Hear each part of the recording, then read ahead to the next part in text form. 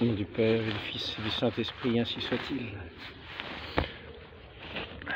Je profite d'être au bord d'une rivière, au bord d'un bout de rivière. Je vais essayer de changer un petit peu les reflets du ciel dans l'eau. Donc aujourd'hui, je voudrais parler de la création de l'homme, la création, cet homme dont Dieu dit qu'il n'est pas bon qu'il soit seul. Et pourtant, nous regardons le récit de la Genèse. Dieu crée l'homme à partir de la glaise. Dieu crée Adam à partir de la glaise. Et à l'origine, il est seul. Il est seul. Il n'a pas sa compagne, il n'a pas de compagne. Donc il est créé seul. Comment se fait-il que Dieu puisse dire qu'il n'est pas bon que l'homme soit seul alors qu'il le crée seul? Ça pourrait paraître être une interrogation assez légitime. Nous sommes sous un pont. Je ne dors pas encore sous le pont, ça viendra peut-être un de ces jours. Ça m'est arrivé. Mais en tout cas, ça montre les décorations, le lieu. Je peux vous montrer un petit peu le paysage sous le pont, vu sous le pont. Je pourrais d'ailleurs plutôt montrer de ce côté-là, ça ferait peut-être un petit peu mieux la lumière. La rivière sous le pont. Donc notre Dieu nous dit il n'est pas bon que l'homme soit seul, et pourtant de ce que l'on peut voir, il crée l'homme seul. Il crée l'homme seul. Alors comment se fait-il? On pourrait dire, Dieu a-t-il créé des conditions mauvaises à l'humanité? Dieu l'aurait-il créé d'une certaine façon, avec le mal, avec quelque chose de mauvais? La solitude. La solitude. Donc nous voyons que l'homme, originellement, a comme une solitude essentielle en lui, que Dieu dit que il n'est pas bon que l'homme soit dans cette solitude, soit seul. Donc cela pose à certains peut-être certaines questions, mais cela rejoint toute notre condition humaine, c'est-à-dire toute notre condition humaine se tient dans le fait que ne pas être seul, ça revient à entrer dans cette relation qui est ce lien des personnes divines, ce lien d'amour des personnes divines, un seul Dieu, une seule essence divine. Dieu est amour, nous dépasse infiniment, c'est un mystère infini, c'est le mystère de la très sainte Trinité. Cependant, il est un Dieu de relation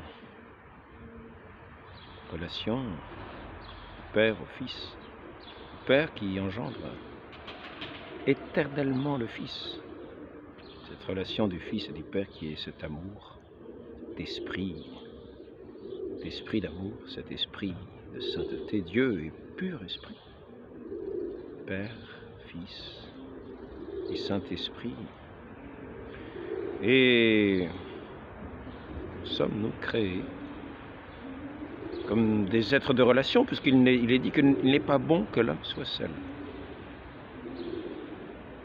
Si nous sommes faits pour entrer en relation.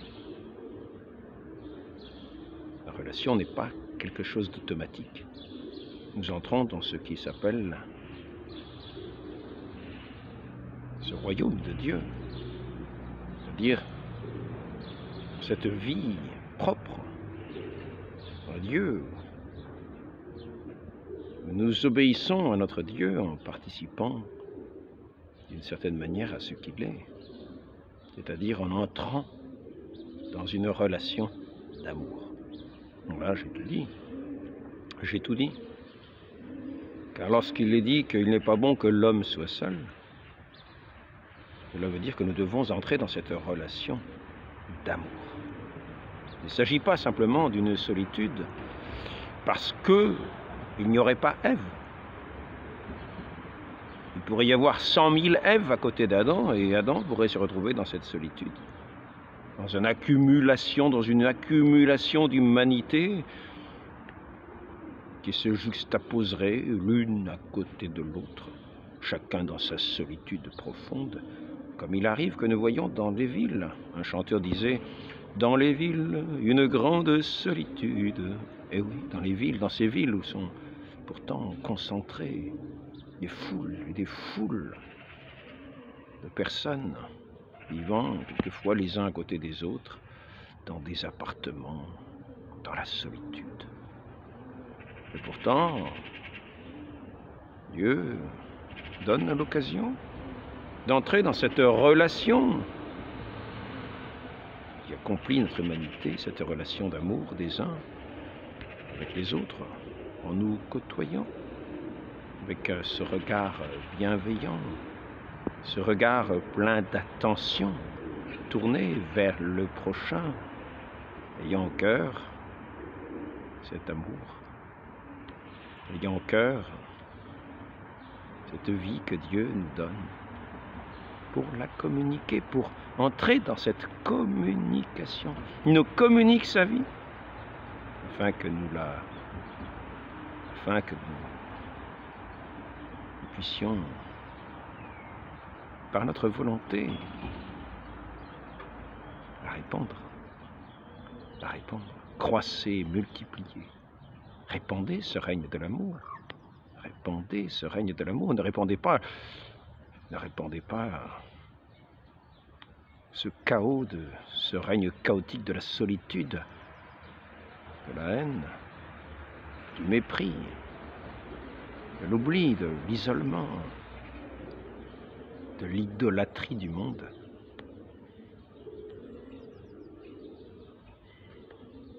L'idolâtrie du monde qui est l'inverse. L'inverse de cet échange qui est l'amour, de cet échange en Dieu, de cet échange de celui qui est notre Père, qui nous donne la vie et que nous aimons de tout notre cœur. Nous sommes appelés à l'aimer et par sa grâce, nous l'aimons de tout notre cœur parce que nous le contemplons dans cette paternité de toute éternité. Il a engendré ce Fils qu'il nous a donné, ce Fils qu'il nous a donné pour être notre vie. Nous sommes unis à lui, nous sommes un avec lui. Nous ne sommes plus dans la solitude, nous sommes avec le Fils de Dieu. Et il nous donne la grâce d'aimer. D'aimer qui? D'aimer le prochain que Dieu nous donne. Donc à l'origine, notre Dieu dit « Il n'est pas bon que l'homme soit seul ». Mais cependant, Adam est créé dans cette solitude. Mais il est créé dans cette solitude pour entrer dans cette relation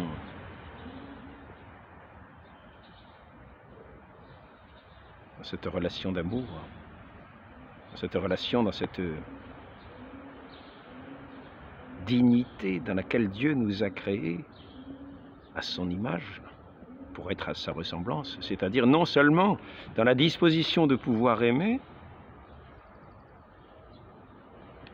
d'avoir en soi cette capacité de connaître,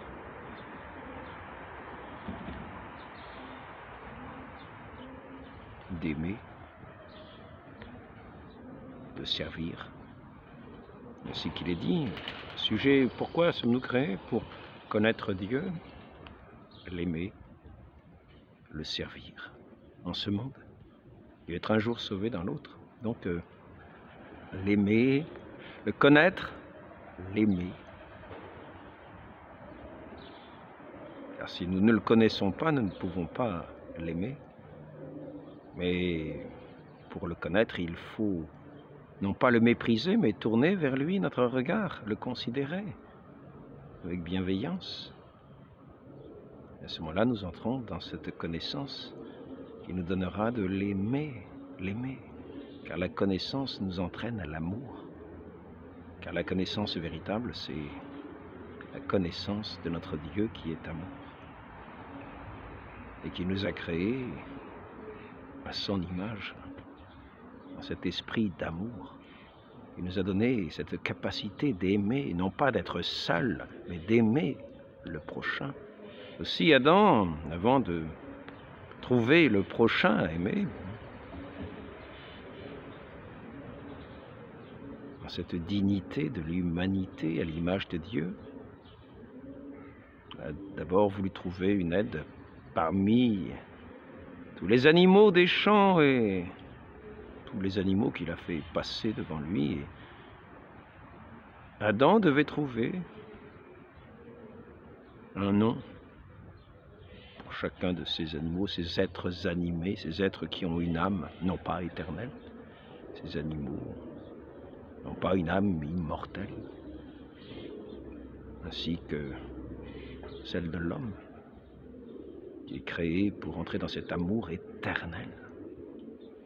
Mais ainsi il a cherché quelqu'un qui lui serait semblable. Il ne l'a pas trouvé parmi les animaux qu'il a nommés, mais par contre, Dieu a tiré de son côté celle qui lui serait semblable. Sa chair, l'os de ses os, d'une égale dignité devant Dieu, d'une égale dignité à l'homme, afin d'entrer dans cet échange mutuel, de s'unir à celle qui serait sa femme, et de répandre ce règne de l'amour de Dieu par l'amour, non pas par le mépris, non. Il n'est pas bon que l'homme soit seul, c'est donc par l'amour. Nous nous unissons au prochain par l'amour. Et à celle-là qui est, pour ceux qui se marient, notre épouse, l'épouse, avec qui nous sommes un, qui est un signe de l'amour divin dans le monde. Ainsi que le dit le Christ, il a donné sa vie pour l'Église. Il la voulait belle, irréprochable, sans rides, sainte, pure. Il a donné sa vie pour acquérir cette Église, s'unir à elle, c'est-à-dire notre humanité, afin que nous soyons tous un, non pas dans l'isolement, non pas dans la solitude, mais que nous entrions dans ce règne de Dieu, ce règne de l'amour. Ainsi, nous sommes essentiellement seuls pour faire le pas de l'amour. Mais Dieu nous donne, dans cette vue ultime de ce royaume de Dieu qu'il est lui-même, lui-même est l'amour, le couronnement de l'amour, c'est cette gloire du ciel éternel, cet amour sans fin infini, que nous contemplerons, dans lequel nous entrerons comme nous baignons dans une fontaine pure, inaltérable. Nous entrevoyons ici-bas la beauté de ce ciel, lequel nous ne sommes pas encore entrés dans la pleine gloire, mais nous entrevoyons, comme à travers un tunnel, comme à travers des ombres, comme à travers des reflets, dans cette pure gloire de Dieu. Il nous est promise par ce sceau divin de ce Christ qui a donné sa vie pour nous unir à lui éternellement. Rien ne viendra rompre ce lien qu'il a lui-même scellé de son sang. Voici ces épousailles mystiques, comme Adam, comme Ève est née du côté d'Adam, l'Église, nous sommes sortis du côté d'Adam pour être unis à lui.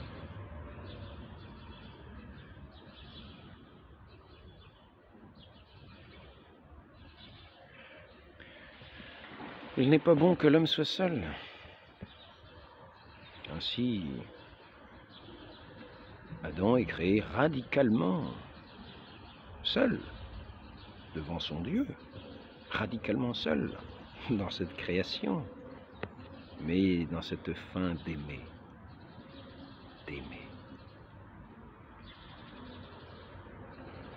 D'aimer notre Dieu dans le prochain qu'il nous donne.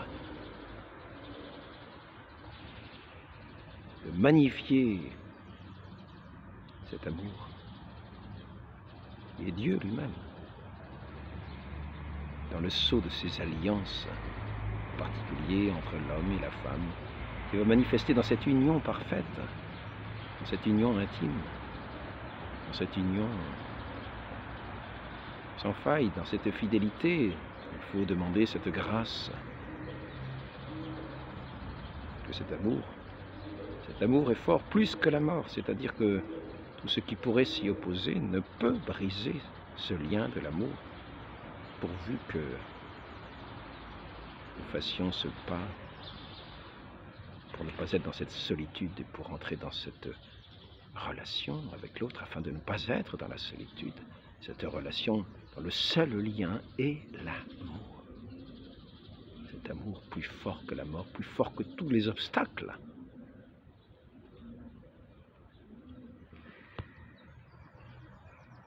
Et même la mort a été vaincue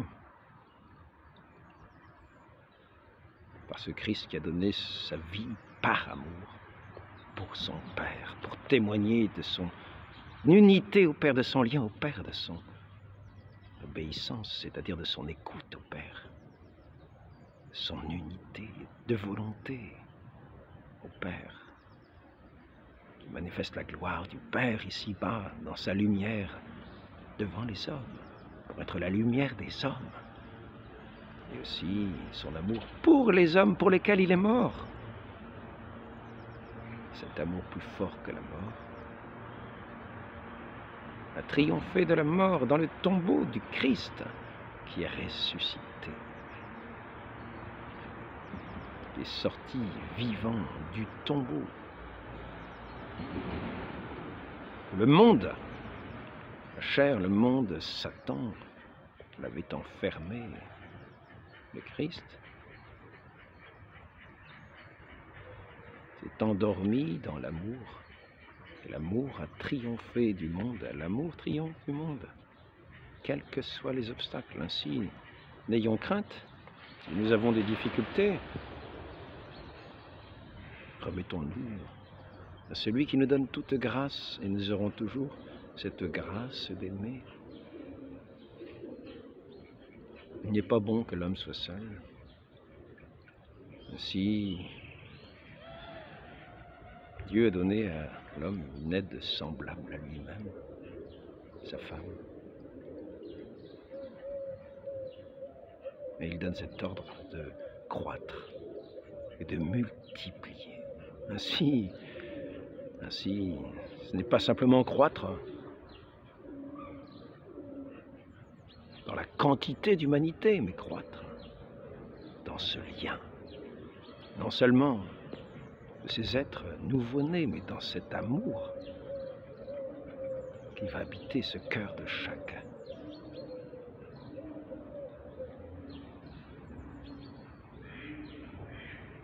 De chacune de ces créatures faites à l'image de Dieu pour étendre son règne,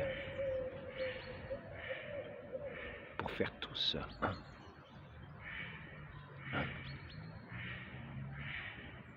Dans cet amour infini de ce Dieu unique, et cependant unique, un seul Dieu, trois personnes dans cette unité, la Trinité. Mais l'homme et la femme, et l'enfant qui va naître de leur union dans cette fécondité d'amour,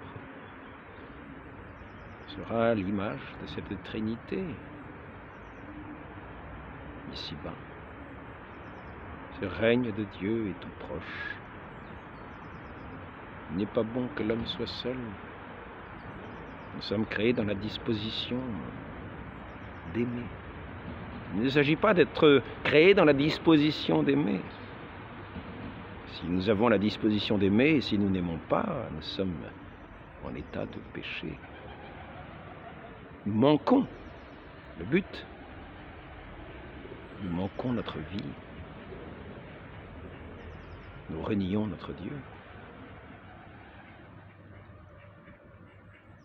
C'est quasiment un blasphème. Non seulement nous sommes en disposition d'aimer, mais en plus, notre Dieu, après ce premier péché de la chute originelle,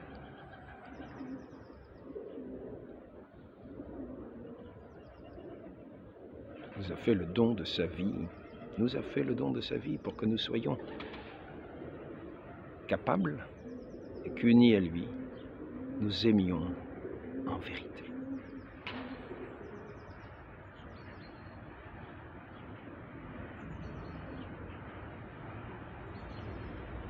Les vrais disciples aiment en esprit et en vérité. Ainsi, voilà, c'était juste pour parler de ce sujet, le sujet de cette solitude. Nous avons un pas à faire. De la même manière, Dieu nous a créés en cette liberté pour aimer. Nous pouvons ne pas aimer. Nous pouvons demeurer dans notre solitude, chacun de notre côté, nous détourner de Dieu, nous détourner des hommes, dans une sorte d'idolâtrie du monde.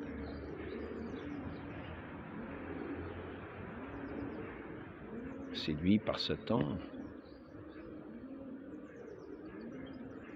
tourné vers le néant. Et cependant, Dieu nous a créés pour l'aimer, pour aimer. Et il n'est pas bon, dit-il, que l'homme soit seul. Faisons donc le pas. Utilisons notre liberté non pas pour le néant, pour le vent, mais pour la vie. Demandons cette grâce à la très sainte Vierge Marie, par qui nous a été donné celui qui est la vie, le Fils unique, en qui sont toutes les complaisances du Père, qui tourne vers nous. Nous sommes unis à ce Fils, dans ces divines épousailles du Fils à son Église.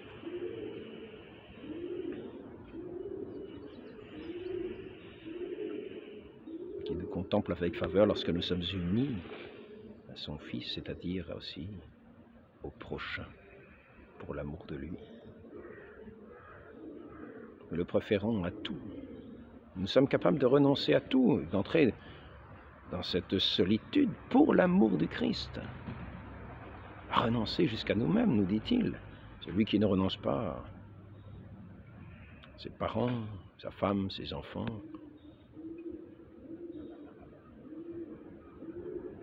qui ne me préfère pas à ses parents, sa femme, ses enfants, son mari, ses frères, ses sœurs, il n'est pas prêt à tout quitter pour l'amour de moi, n'est pas digne de moi, dit-il.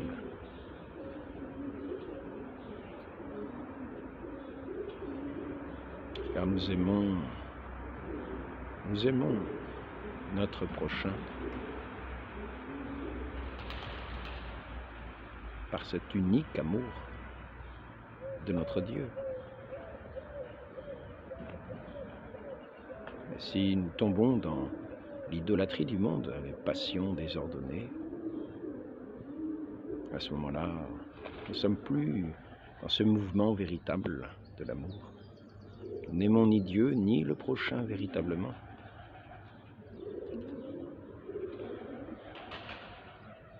L'ultime visée de l'amour, c'est cet amour suprême, éternel.